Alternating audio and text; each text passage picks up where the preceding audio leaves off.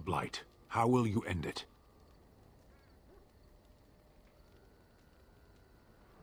Is that all? It is surrounded by an ocean of darkspawn. How will you reach it? If you reach it, how will you slay it? You say you are a Grey Warden. I have heard stories of this order. Great strategists and peerless warriors. That is what we hear of the Wardens. So far, I am not impressed. Will you make that excuse to the Archdemon, or the victims it claims in the meantime?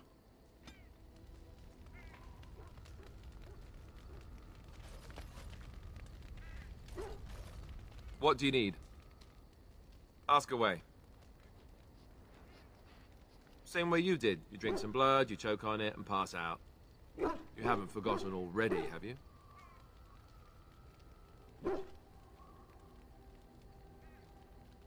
Let's see, I was in the Chantry before. I trained for many years to become a Templar, in fact. That's where I learned most of my skills. You're telling me I was banished to the kitchens to scour the pots more times than I can count. And that's a lot. I can count pretty high. The Grand Cleric didn't want to let me go.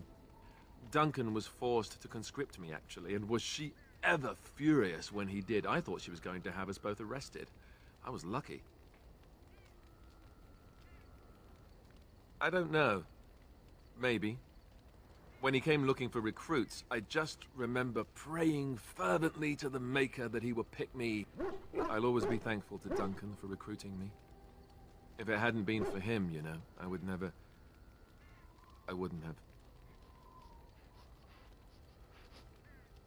He was a good man who didn't deserve his fate.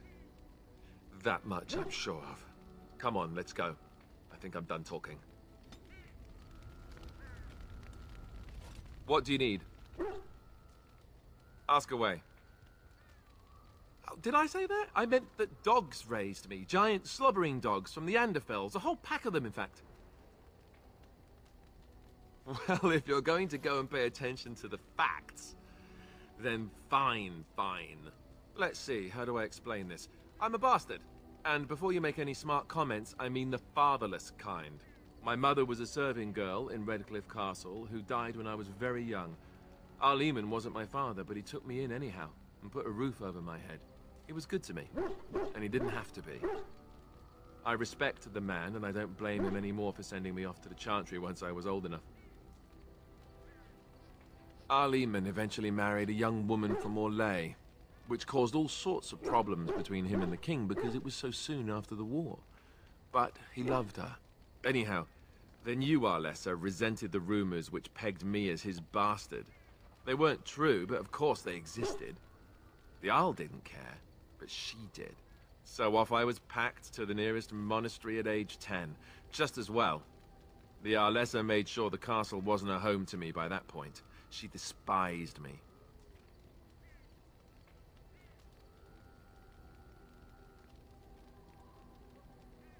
I suppose you're right. I wasn't raised as the Arl's son, though, if you're picturing that. I slept in hay, out in the stables, not on silk sheets. I remember I had an amulet with Andraste's holy symbol on it. The only thing I had of my mother's. I was so furious at being sent away, I tore it off and threw it at the wall and it shattered. Stupid thing to do. The Arl came by the monastery a few times to see how I was, but I was stubborn. I hated it there, and blamed him for everything. And eventually, he just stopped coming.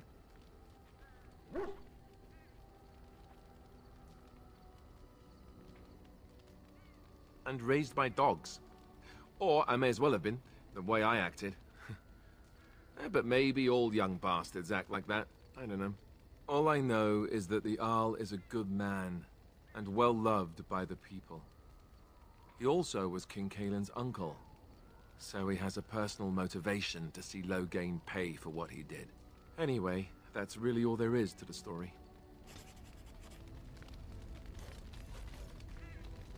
What do you need? What do you need? Ask away. Have you seen the uniform? It's not only stylish, but well made. I'm a sucker for good tailoring. That's just in public. In private, we have these yellow and purple tunics, right? Much more comfortable, and you don't break the beds when you jump on them during a pillow fight.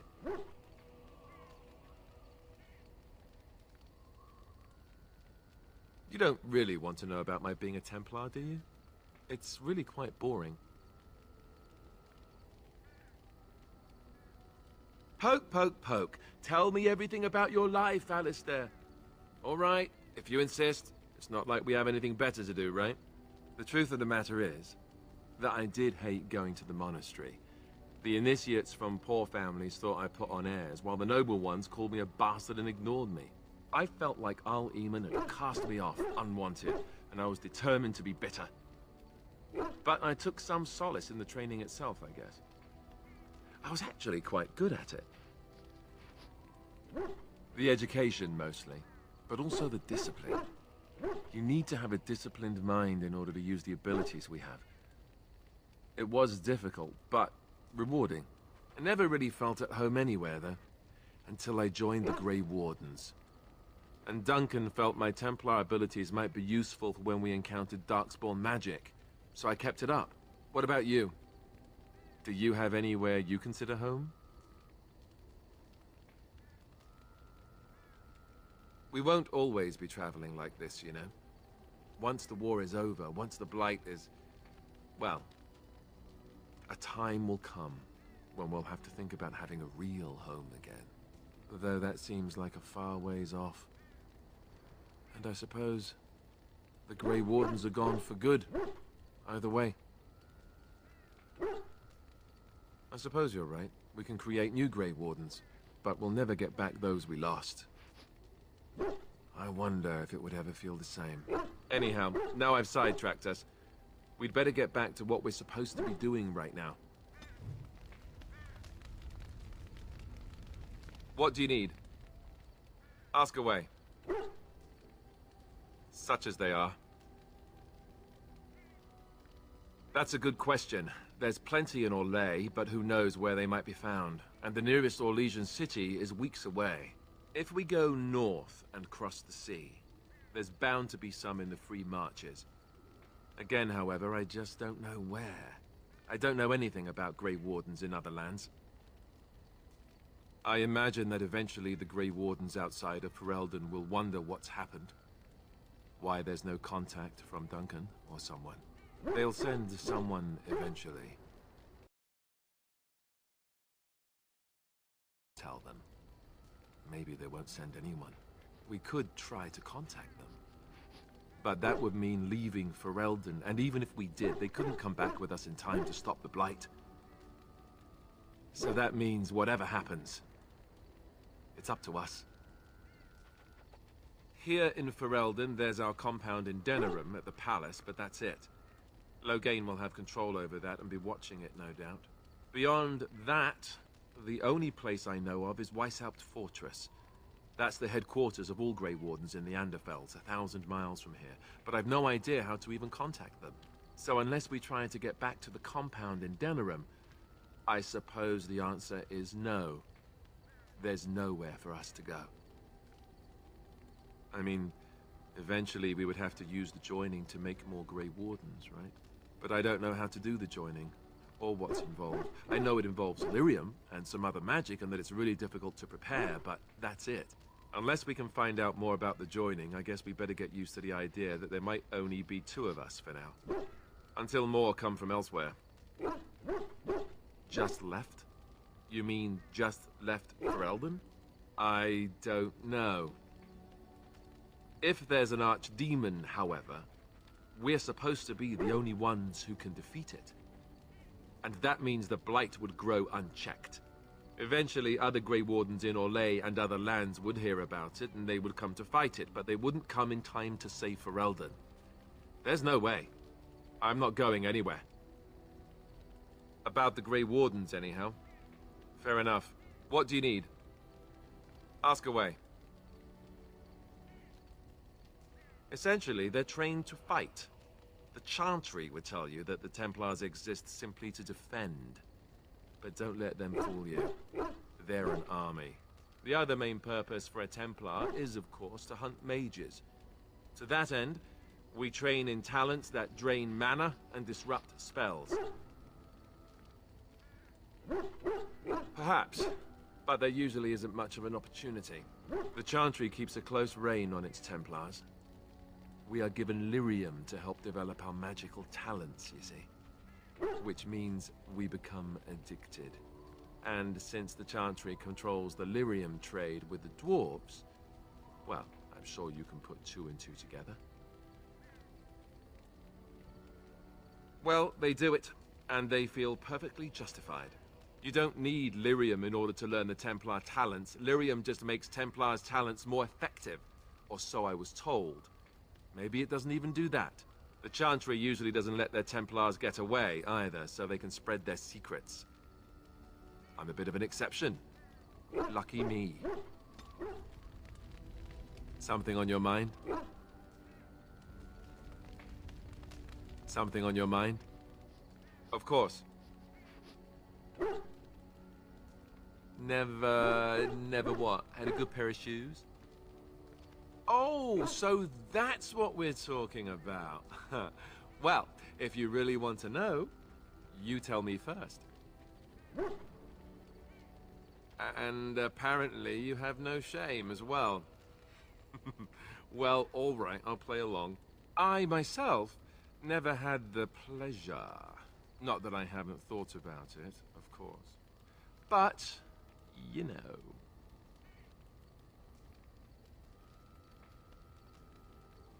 Well, living in the Chantry is it's not exactly a life for rambunctious boys. They raised me to be a gentleman. That's not so bad, is it? I've no urge to rush into anything. We may not even survive what is to come, after all. Enough. I don't want to talk about this anymore. Let's go. Something on your mind? Of course. You mean other than becoming a Grey Warden?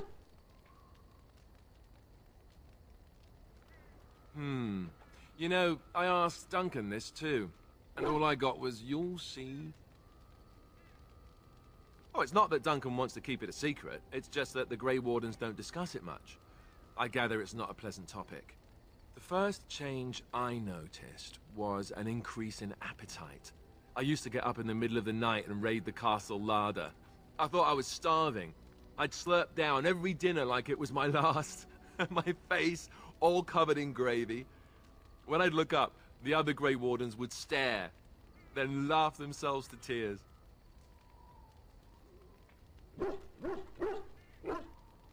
Really? I saw you eating dinner the other day. Savage. I guess it affects people differently. Regardless of the cause, you're still a savage. Oh, and then there were the nightmares. Duncan said it was part of how we sense the Darkspawn. We tap into their, well, I don't know what you call it, their group mind. And when we sleep, it's even worse. You learn to block it out after a while, but at first it's hard. It's supposed to be worse for those who join during a blight. How is it for you? Some people never have much trouble, but that's rare. Others have trouble sleeping their entire life. They're just more sensitive, I suppose. Everyone ends up the same, though. Once you reach a certain age, the real nightmares come. That's how a Grey Warden knows his time has come. Oh, that's right. We never had time to tell you that part, did we? Well, in addition to all the other wonderful things about being a Grey Warden, you don't need to worry about dying from old age. You've got 30 years to live, give or take. The Taint, it's a death sentence. Ultimately, your body won't be able to take it. When the time comes, most Grey Wardens go to Orzammar and die in battle rather than waiting. It's tradition. You'll always find Darkspawn down where the dwarves are. The oldest Grey Wardens head to the deep roads for one last glorious battle. Not that there's a shortage of Darkspawn during a blight, but that's the tradition. The dwarves respect us for it.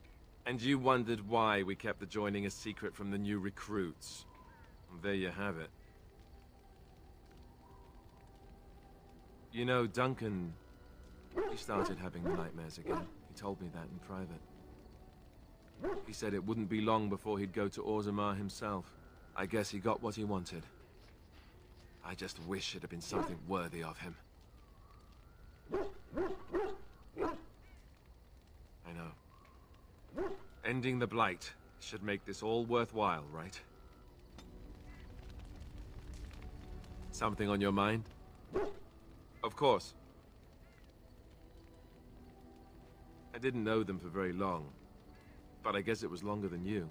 You never met them all, did you? They were quite a group. Actually, they felt like an extended family, since we were all cut off from our former lives. We also laughed more than you'd think. There was this one time... Well, you probably don't want to hear stories about men you didn't know. There was one Grey Warden who came all the way from the Anderfells. What was his name? Gregor. He was a burly man with the biggest, fuzziest beard you've ever seen. And the man could drink. He drank all the time, but he never got drunk. Finally, we all made a pool to see just how many pints it would take to put him under the table. Sometimes, we were kin of a sort. All of us had gone through the joining, so we knew... Well, anyhow, it doesn't have to be deadly serious all the time. Anyhow, we never did find out. He said he'd drink a pint for every half pint that the rest of us drank. He was still going by the time the rest of us were passed out. I'm told that Duncan walked in later on and saw us all passed out from one end of the hall to the other, and Gregor still drinking. Duncan laughed until he nearly...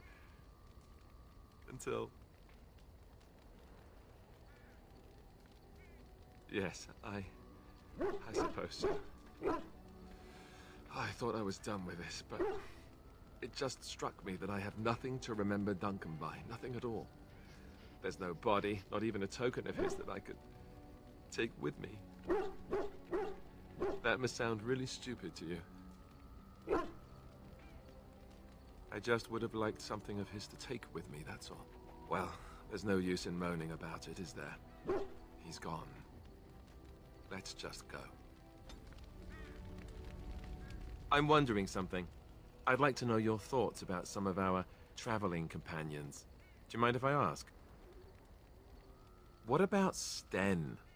The way he looks at me with those eyes. Creepy. And he's so quiet for someone so big.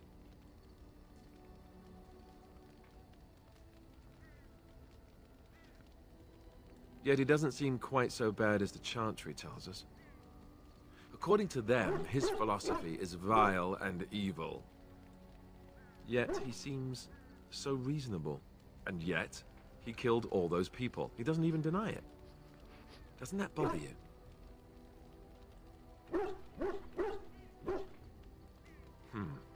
I'm not so sure that his regret means the same as it would for us. The Qunari sense of honor is a bit hard to grasp. For me, anyway. What about Liliana? Is she crazy? Or do you really believe in her vision? That's one way to put it. I don't know what to make of her. If you look at her when she doesn't see you, she just looks so sad. I almost feel guilty taking her away from her life. Yes, I know. Still, I feel badly for her. Morrigan, do you trust her? Think about it. Maybe Flemeth sent her with us for some other reason than she said.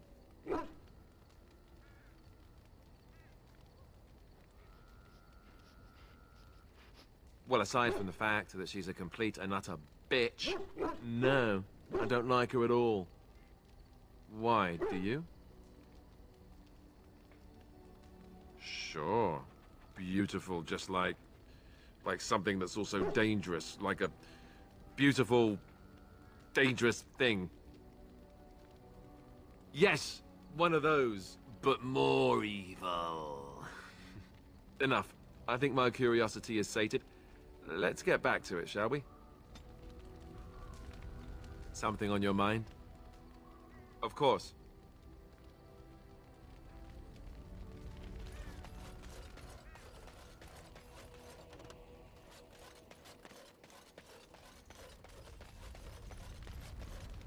What do you wish of me?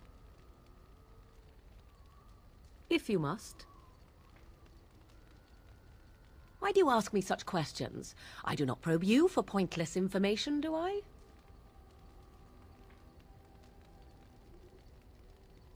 Beg pardon then, while I jump for joy. What is it you asked? If I grew up in the wilds? A curious question. Where else would you picture me? For many years it was simply Flemeth and I. The wilds and its creatures were more real to me than Flemeth's tales of the world of man. In time, I grew curious. I left the wilds to explore what lay beyond, never for long. Brief forays into a civilized wilderness. For the most part, Flemeth taught me well.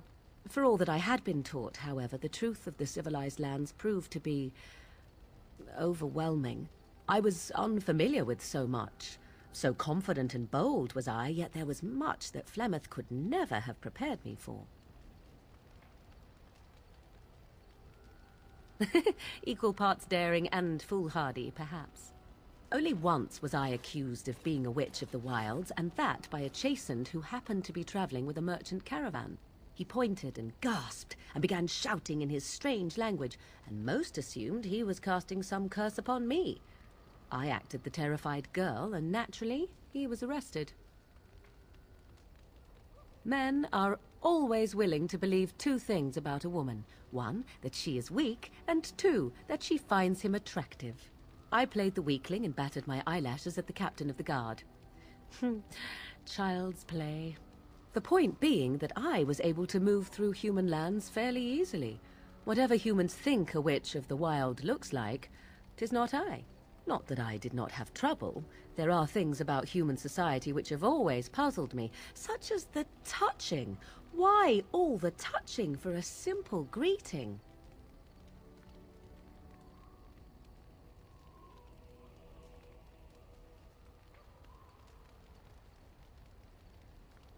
Yes, yes, some men have painted lines across the maps. I've seen them. I'm sure the human world is very diverse, but the differences are mostly meaningless. There were many nuances that Flemeth could never tell me of. When to look into another's eyes, how to eat at a table, how to bargain without offending. None of these things I knew. I still do not understand it all, truth be told, but then I gave up long ago any hope of doing so. When I returned to the wilds last, I swore to Flemeth that I had no intention of leaving again. Yes, here I am. Well, let's get on with it before the ground opens up and swallows us, yes? I have a thought. We have an opportunity that I believe we should take advantage of. To the point. My mother was once divested of a particular grimoire by a most annoying Templar hunter. It occurred long before I was born, but even today, Flemeth speaks of the loss with great rage. With the circle of magi in such disarray, it occurs to me that this might be the perfect time to recover the tome from their possession, for surely it eventually ended up in their hands. Flemeth is a sorceress of legend, is she not? And her grimoire would be more than a mere curiosity to mages that daren't even glance towards the places my mother has walked for eons. No doubt 'tis considered something dangerous, perhaps best locked away somewhere dark, yes? And if not, then at least I know it does not exist. But there is no harm in looking, surely? 'Tis a book of spells, of the sort that Flemeth has dabbled with throughout her long life. 'Tis not the sort of thing that would benefit a mage of the standard variety. They were taught a different path. I, however, was taught by my mother. I know a way around the wards my mother would have placed on such a tome. I know the language that she would have written it in. I would find such a tome most useful. Useful in the way that it might increase my power. Useful in the way that I would become more useful to you. Does that not follow?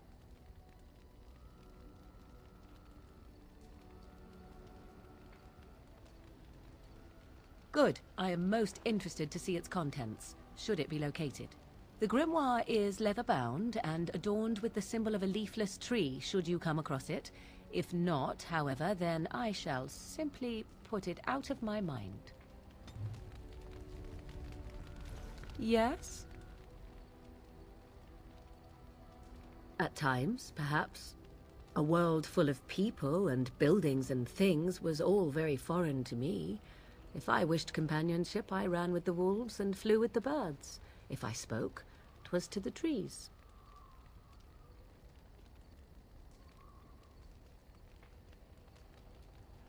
Such simple pleasures will only enthrall for so long.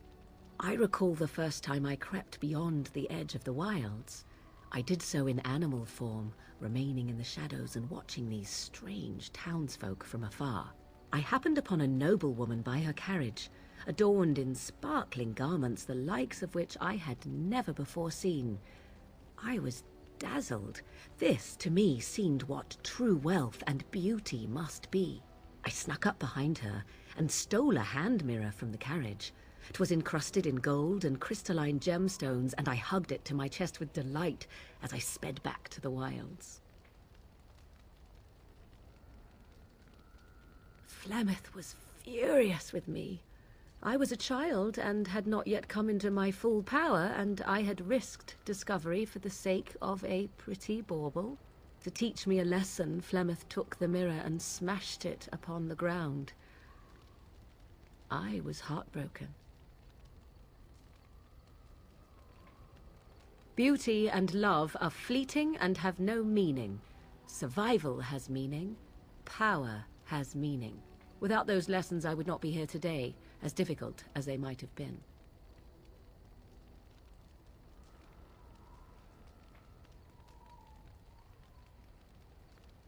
Do I not? I am still an apostate mage, even if I have left the wilds. The Darkspawn are yet undefeated. No, there is much that remains. To return to your original question, perhaps my time in the wilds was indeed lonely, but such was how it had to be. I find myself at times wondering what might have become of the girl with the beautiful golden mirror, but such fantasies have no place amidst reality. Yes? We are in camp, so 'tis as good a time as any. Yes? So, full of questions, are you? You are very cute to ask so many questions. Really? Perhaps we should be wrapped in ribbons and adorned with flowers. So cute are we, too. My mother has been hunted from time to time, yes, by Templar fools like Alistair, which should tell you how successful they generally were. Flemeth made a bit of a game of it, in fact. The Templars would come again, and she would look at me and smile and say that the fun was to begin once more.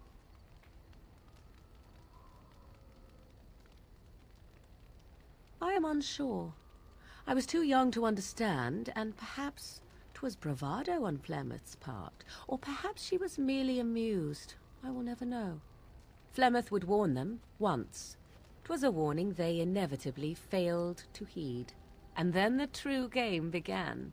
Often Flemeth would use me as bait, a little girl to scream and run and lure the Templars deeper into the wilds and to their doom.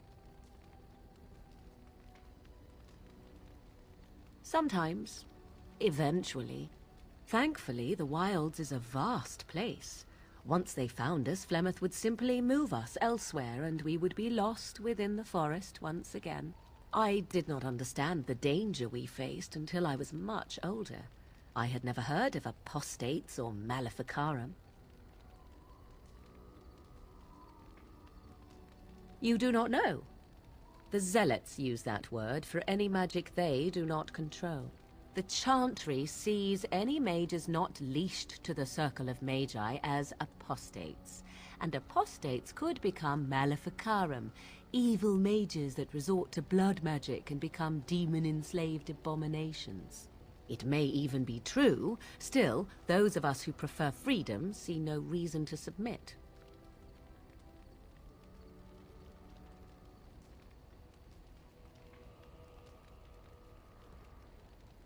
Oh, I hope you're not simply being agreeable. It would be a refreshing change. Enough of this talk. Let us return to the task at hand. Yes? So, full of questions, are you? Well, that depends, does it not? What does she seem to be? You mean, is she truly the Flemeth of legend and story? Tell me, how much do you know of the tale? The one that the chastened still tell of my mother, to frighten them into obedience. I can relay what Flemeth once told me herself, and you can decide whether or not 'tis the truth, if you desire. As the tale is sung by the bards, there was a time when Flemeth was young and beautiful, a fair lass in a land of barbarian men, the desire of any who saw her.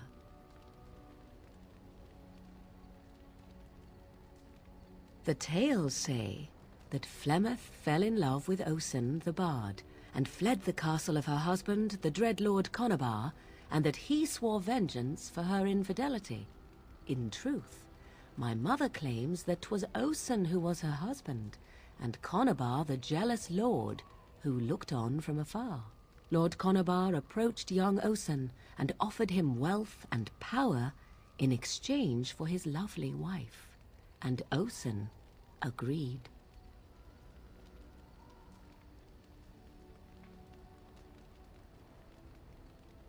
The life of a bard is a poor one, and love fades in the wake of hunger. 'Twas Flemeth who suggested the arrangement. All would have been well had Lord Conobar kept his end of the bargain. But he was a foul man who bargained with coin he did not possess. Osen was led off to a field and slain, left for dead. Flemeth spoke to the spirits and learned of the deed, and swore revenge. Spirits first, and 'twas they who slew Conobar. Flemeth did not turn to the demon until much later. Lord Conobar's allies chased Flemeth, you see, chased her to the wilds, and there she hid. There she found the demon, and he made her strong. The legends all speak of the great hero Cormac, he who defeated Flemeth and her great army when she invaded the lowlands centuries later. All lies. The truth of the matter is that there was never an invasion. As Flemeth tells it, the Chastened never raised an army under her banner, and she never fought with any warrior named Cormac. Cormac led a brutal civil war against his own people, and later claimed it was to vanquish evil that had taken root amongst the lords. Thus, he was hailed a hero. Flemeth was only attached to the legend much later. Perhaps 'twas due to the great war with the Chastened that eventually came, but Mother claims not to know how it began.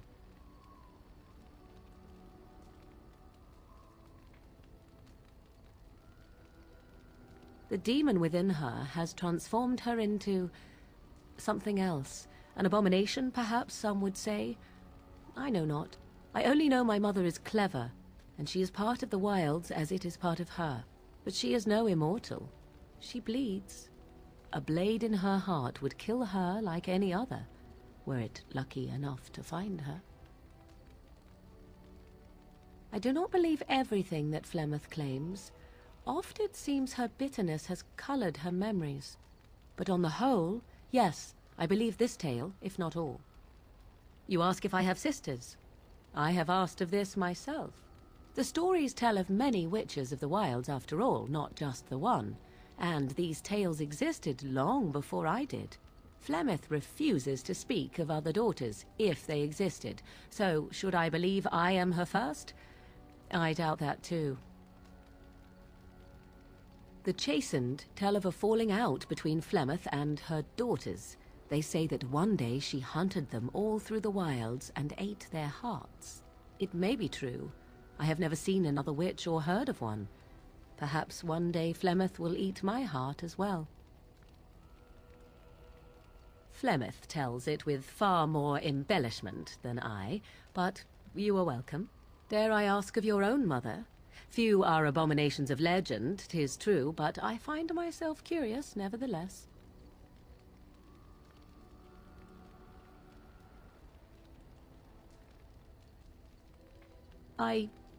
Nothing. I wish to know nothing more. I find myself a little envious, to tell the truth. But it matters not. Let us move on.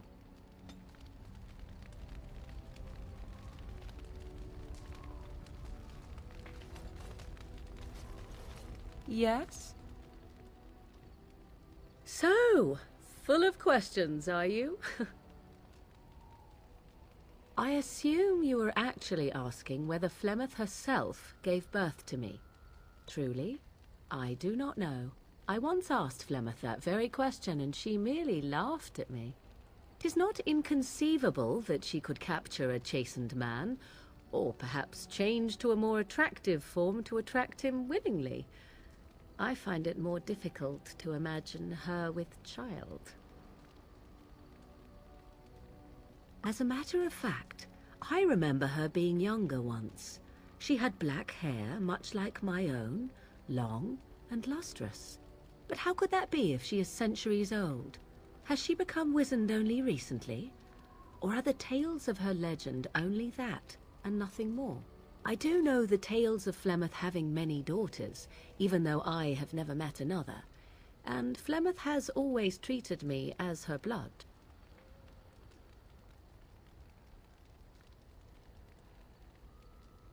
What an odd thing to say.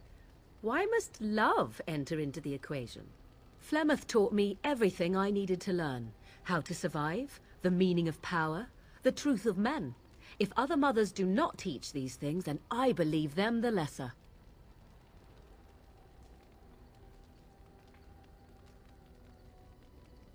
I shall take this as a compliment. Was it meant as such? Oh? How interesting. You agree that love is a weakness, then? Take yourself. You do not honestly desire such things from me, do you? 'Tis better to be free of such cloying and cluttering delusions as love. Then more the fool you, I think. I tire of this discussion. Let us move on, shall we? Yes? So, full of questions, are you?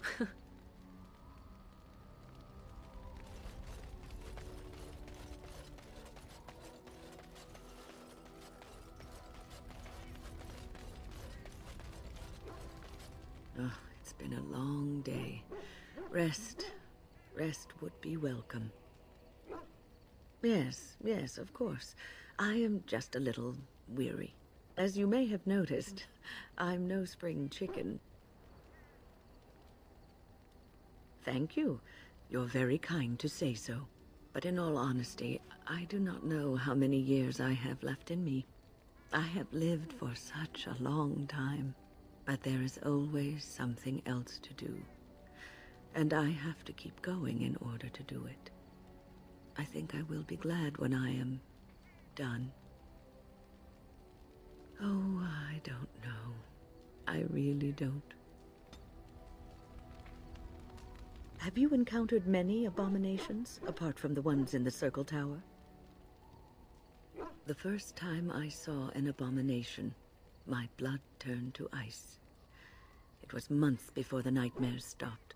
It was the knowledge that I could easily become one of them that frightened me the most.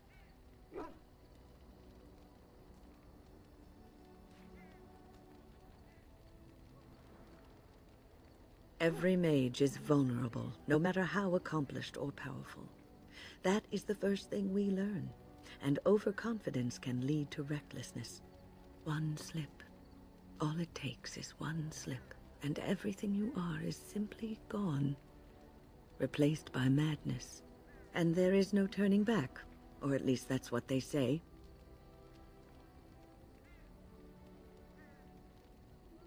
Of late, I have begun to wonder if there is any way an abomination can be cured, or if a mage could be so possessed and still retain their sanity, their humanity. Yes, it is madness and cruelty that define abominations. If those are lacking, if the mage remembers the person they truly are, then they are not an abomination. I never saw that. Thank you for showing me another way of looking at it. So, tell me, how did you become a Grey Warden?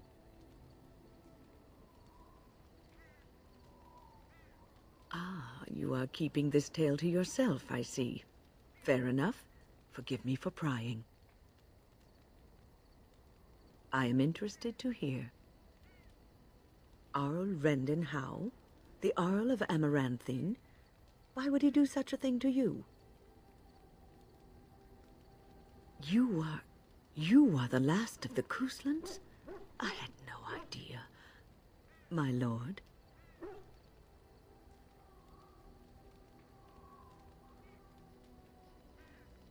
Yes, I suppose so.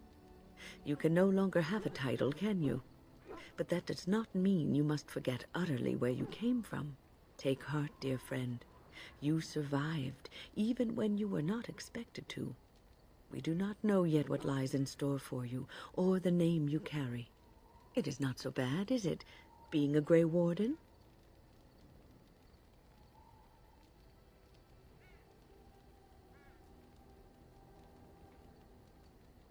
Sometimes it gives me comfort to think that everything will end up the way it's supposed to.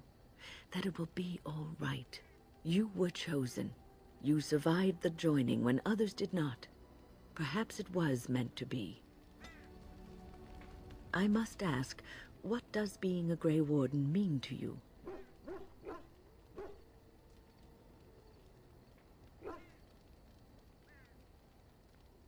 There's that, of course. But there's more to being a Grey Warden than killing Darkspawn and saving the world from the Blight.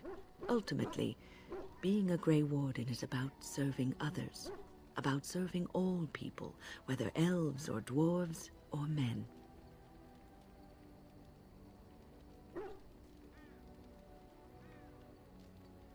As a Grey Warden, you are a guardian of men, and you guard them because their continued existence is more important than you are. Thus it is you who serves, not they.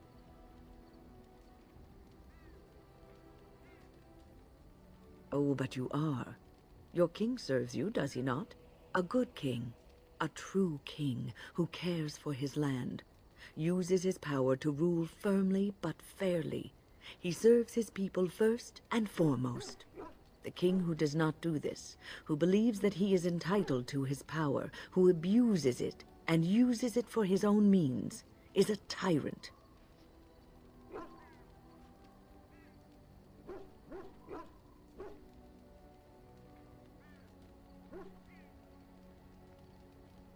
But we are not talking about how you came by the power, but what you do with it afterwards. If you live apart from others, and your actions affect only you, then you may do as you wish. But if you have power, influence, and strength, your every action will be as a drop of water in a clear, still pond. The drop causes ripples, and ripples spread. Think of how far they will go, how wide they will become, how will they affect the pond. But I've lectured enough for today. I should stop before I wear out my welcome.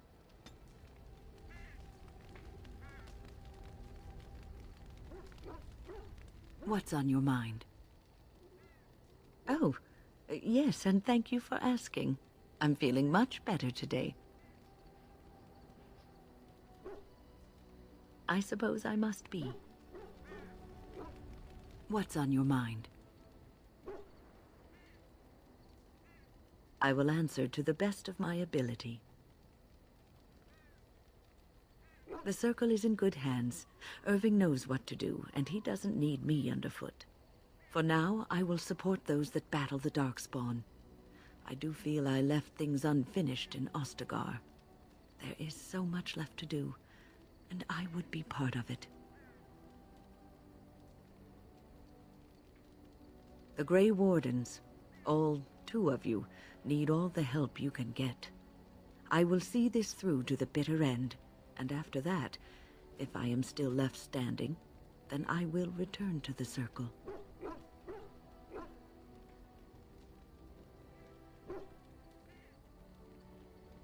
Perhaps.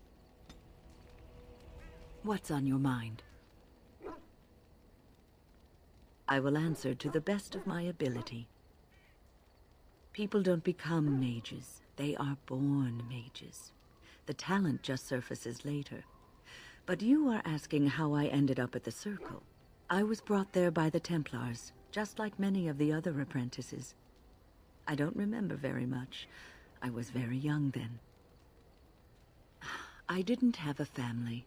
I never knew my real parents. My earliest memory was of hiding in a hayloft on a farm, trying to keep warm. I was found, and the farmer's wife was kind enough not to send me away. But they had children of their own, and I was never made to feel welcome. The eldest son was the worst. He was always calling me a stray, and throwing anything he could get his hands on at me.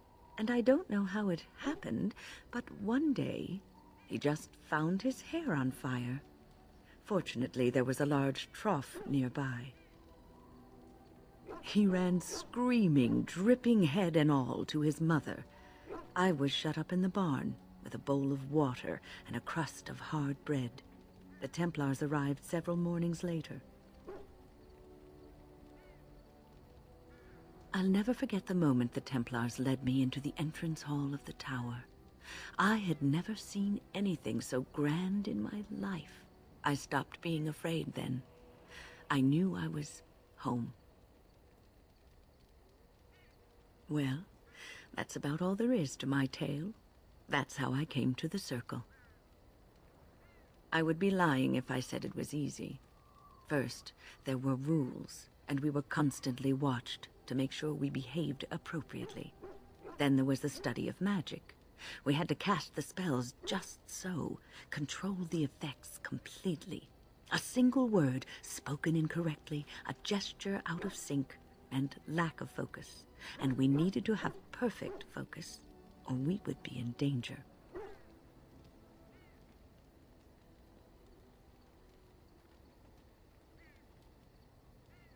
From Fade spirits. If we were careless, they would enter our minds, and we would become abominations. Without the Circle and my mentors, I would not have been where I am today. And there was joy in life at the Circle. The joys of fellowship, in knowing that you were not alone in your struggles. In spite of everything, I was happy in the tower, and I loved it.